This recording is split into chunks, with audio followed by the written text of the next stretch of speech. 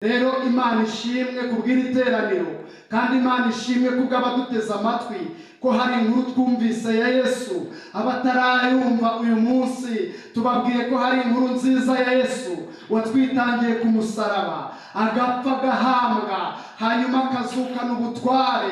Ubu yicaye iburyo bw'Imana Data wa twese ishobora byose, kandi niho azava icyo gihe aje gucira abakiriho n'abapfuye urubanza. Imana itugirire neza bene data. Muri Bibiliya mu ijambo ry'Imana hari abanditsi b'ubutumwa bwiza. Tubonamo Matayo hari ubutumwa bwiza yanditse, ndetse yageze n'igihe avuga ku nkuru za Yesu. Yewe hari n'igihe Yesu yitegereje abantu abigisha, arebye abanyedini bariho icyo gihe, nuko ageraho ababwira ngo ni ibituro bisize ingwa, kuko yabarebye akabarondora mu mitima, akabona abantu bigira beza inyuma. Hanyuma Yesu akageraho avuga amagambo akomeye nk'ayo, akavuga ngo bameze nk'amasega aryana. Ariko uyu munsi inkuru nziza ni uko Yesu yifuza ko tumera neza, tukakira ijambo ry'Imana, hanyuma tukagendera mu bushake bwe. Imana itugirire neza. Ndetse na Mariko nawe hari ubutumwa bwiza bwanditswe na Mariko nawe yagarutse ku nkuru za Yesu, avuga uko yagiye akora ibitangaza. Hari Luka nawe wabyanditse, yandika nawe ubutumwa bwiza. Muri Luka yanditse inkuru z'umugabo witwa Zakayo, ubwo yagiye aho Yesu yari ari, hanyuma Zakayo akihana ibyaha, yumvise amagambo ya Yesu, hanyuma akavuga ngo uwo nambuye ndamurihakane. Zakayo yari umukoresha w'ikoro. Luka nawe yaranditse ayo makuru ya Yesu n'uburyo yagiye akiza abantu mu buryo butandukanye. Hari undi wanditse amakuru ya Yesu. Hari ubutumwa bwiza uko bwanditswe na Yohana bene data. Muri ibi bihe itorero turi mu bihe bya Pentekote, twizihiza umunsi wa Pentekote, ndagira ngo mbabwire ibintu Yohana yanditse. Yohana asa nk'umuntu wari uje kubanziriza Yesu, aje guteguza. Byageze igihe abwiriza abantu ubutumwa bwiza, arababwira ngo njyewe ndabatirisha amazi, ngo ariko ngundi inyuma yanjye ngo ntashobora no gupfundura udushumi tw'inkweto ze, ngo we afite ubushobozi, ngo ariko we ngo azababatirisha Umwuka Wera.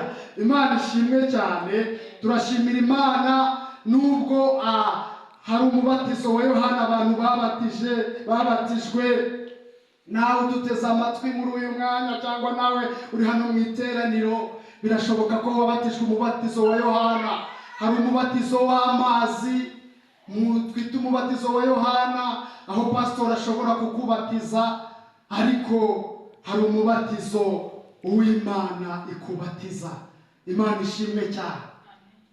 Birashoboka ko wabatijwe, ariko Yohana yabwirije abantu, agera igihe arababwira ngo ni nkaho yarababwiye ngo ntibihagije, arababwira ngo ngenda batirisha amazi, ngo ariko inyuma yanjye hariyo undi ufite ubushobozi, ngo we azababatirisha Umwuka Wera.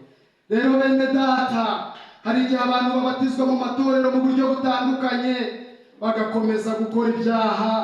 Umubatizo wo ku mazi tubatizwa na pastori, n'abitorero dushobora kwibeshya ku muntu tukamubatiza, ariko abeshya. Amazi barayiba, umuntu akaza kubatizwa ari igisambo akaguma akaba igisambo, ari inkozi y'ibibi bakagumana ibyaha bye, akajya abeshya abitorero ngo yarakijijwe, ngo yarabatijwe, ngo yarakomejwe. Ariko hari inkuru nziza uyu munsi, ubutumwa bwiza bwa Yesu nuko ashobora kukubatiza. Yesu nawe yakubatiza.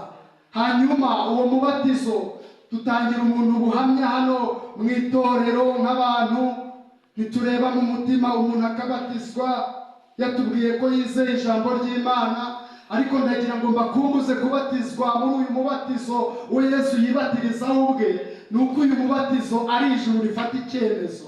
Uyu mubatizo ni ijuru rifata icyemezo cyo kubatiza umuntu, kuko ntabwo ari pasitori ubigiramo uruhare, ntabwo ari abo muririmbana, ntabwo ari abandi bantu babigiramo uruhare, ahubwo kubatizwa mu mwuka ni icyemezo cy'ijuru. hanyuma rifata rikabona umuntu ashyitse rikamubatiza. Ni umubatizo uturuka kuko umuntu yabaye n'Imana, Imana ikabona uwo muntu arakwiriye koko. Imana ibabatize mu mwuka wera mu izina rya Yesu. Amen. Imana ibagirire neza, mubatizwe mu mwuka wera mu izina rya Yesu. Amazi ntabwo ahagije, imihango y'idini ntabwo ihagije. Ndabwira bumva mwese ngo mubatizwe n'umwuka wera.